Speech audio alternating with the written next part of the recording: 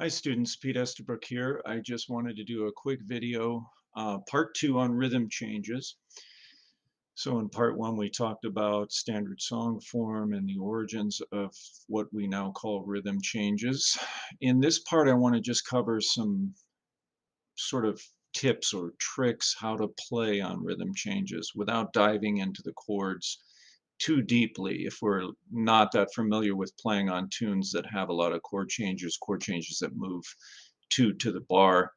A couple of things that you could think about is maybe just using a major pentatonic scale built on the root of the key that you're in. So eh, for me, rhythm changes are in the key of C, so I might choose to play a C pentatonic scale, major pentatonic scale, which is 1, 2, 3, 5, and 6 in the key of C, and a five-note scale, and that will allow you to sort of float over the chord changes of the A section.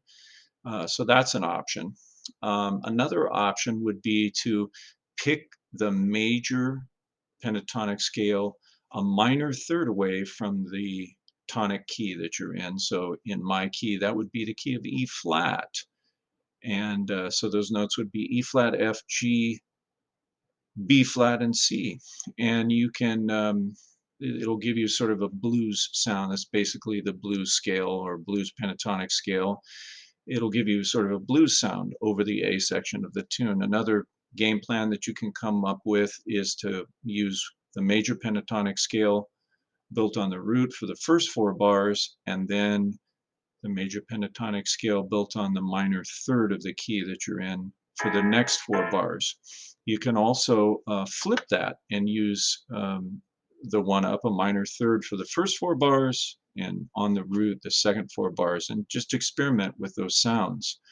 So those are a couple of options. Another, a little more advanced, if you're familiar with the what I call the dominant diminished scale or the diminished scale half step first, you can go up to the dominant of the key that you're in. So in other words, if we're in the key of C, in my case, that would be going to the dominant, which is G, and then building a dominant diminished scale on that half step first. So the notes G, A flat, B natural, C sharp, D, E, F natural, and G. And then using that as kind of a dominant pedal point or playing over the A section as a reharmonized dominant pedal point using that scale, it'll sound best if you keep moving and don't land too much.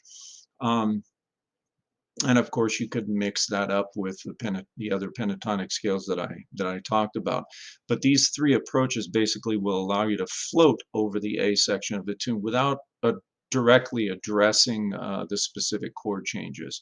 So part three of this series will get into more of the specific chord changes and some ways to work through that, and also possibly some simple reharmonizations that'll possibly help make your lines a little smoother. So that's all for now. Thanks.